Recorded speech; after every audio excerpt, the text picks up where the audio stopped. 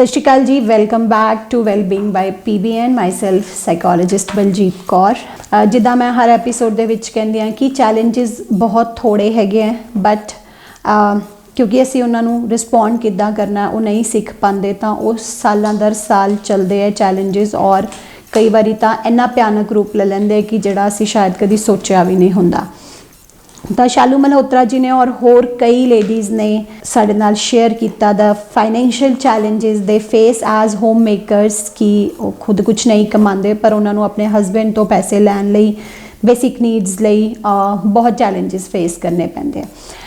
तो before I answer this question मैं एक रिक्वेस्ट करूँगी कि काउंसलर का काम कोई रेडीमेड हल देन दा नहीं हुंदा। काउंसलर का काम तुहानू सिक्के का दूसरा पहलू दिखाने का हुंदा है, तो तुहाडे परसपैक्टिव नू वड्डा करन दा हुंदा है, ताकि तुसी उन्हां चीज़ां नू समझ सको और देख सको जिहड़ियां हुण तक शायद तुसी मिस आउट करदे आ रहे सी। किसी नू जिद्दां मैं देखिया कि व्हाट्सएप दे उत्ते बहुत वारी ना साडे कोल एक पिक्चर आंदी है कि 6 बनया होया, ते इधर वाले नू 9 दिख रहा और इधर वाले नू 6 दिख रहा है। सो वो दोनों ही सही है। जिन्हों वो 9 दिख रहा है वो भी सही कह रहा है कि यह 9 है, ਜਿਹੜਾ दूसरे पासे है वो 6 दिख रहा है। हुण जे वो आपस दे विच इस पॉइंट ते लड़ना चाहते हैं तो उन्हां चों कोई भी गलत नहीं है, वो दोनों सही हैं। जे वो जिन्ने दिन भी लड़नगे there is no end of that fight and argument. So बहुती वारी मैरिड लाइफ या घरां दे विच भी जो चैलेंजिज हुंदे उहदे विच दोनों ही पक्ष सही हुंदे है, कोई गलत नहीं हुंदा।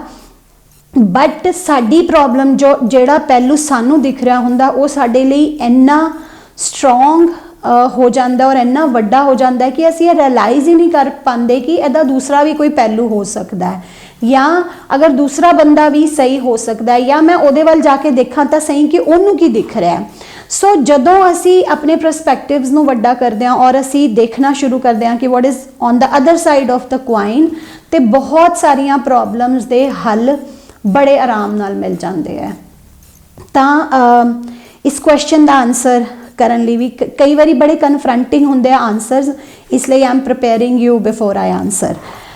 तो सब तो पहले बी इंटेंशनल एंड रिलैक्स, कि कोई इदां दी प्रॉब्लम नहीं है दुनिया विच जिहदा कोई हल ना होए।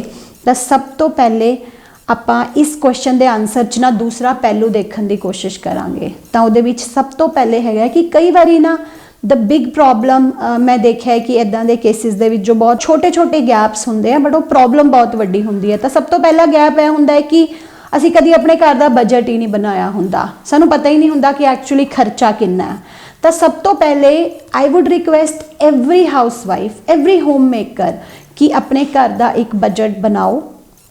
महीने च किन्ने दी तुहाडी ग्रोसरी आंदी है, महीने च किन्ने दा तुहाडा दुध का खर्चा है, किन्नी तुहाडी बच्चों दीयां फीसां हैगियां।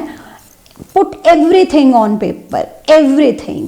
और उस तो बाद sit with your husband without blaming him, because जिदा मैं तुहानू दस्सिया ना कि जेड़ा कह रहा होंदा है कि मैं मेरे वाल तो 6 दिख रहा, वो भी गलत नहीं हुंदा, उहदी साइड तो 6 ही दिख रहा होंदा। तो विदाउट एनी हल कड्डन दी इंटेंशन दे नाल sit with your husband and listen to him. कि कई बारी ना इदां दे केसिस जो भी मैं डील करती हाँ तो मैं देखती हाँ कि लेडीज़ नू बहुत वड्डी एक गलत फहमी भी होंदी है कि साडा हसबैंड बहुत ज़्यादा पैसे कमांदा, क्योंकि उन्होंने कभी रियलिटी चैक ही नहीं किया हुंदा, या उन्होंने हसबैंड ने कभी उन्होंने दस्सिया भी नहीं हुंदा कि मेरी रियल इनकम की है। उन्होंने लगता है भी इनू क्यों टेंशन देनी है, या जे मैं इनू दस भी दिता तो इन्हें की कर लेना। तो इसलिए बहुत सारे चैलेंजिज जेंट्स लेडीज़ नू दसदे भी नहीं है। तो इसलिए sit with him and listen to him कि एक्चुअली तुहाडा बिजनेस तुहानू की दे रहा है, राइट, और बिजनेस दे एक्सपेंसिस की है। ट्राई कि जो तुहाडे घर दा बजट है कि तुसी ओदा 5वां हिस्सा can you start earning, and उहदे लई मैं सिर्फ स्टार्ट करन दी देर हुंदी है, स्टार्टिंग पॉइंट लभ लो। जे कोई तुहाडे कोल क्वेश्चन है सेम चैलेंज दे, या तुसी कुछ होर पूछना चाहते हो, तुसी कमेंट बॉक्स विच भी छोड़ सकते हो, और साडे नाल मैसेंजर ते भी कनैक्ट कर सकते हो। I am on Facebook with the name of free mind right thinking happy living, और तुसी वैलबींग बाय PBN दे मैसेंजर ते भी अपने चैलेंजेस शेयर कर सकते हो। Thank you very much.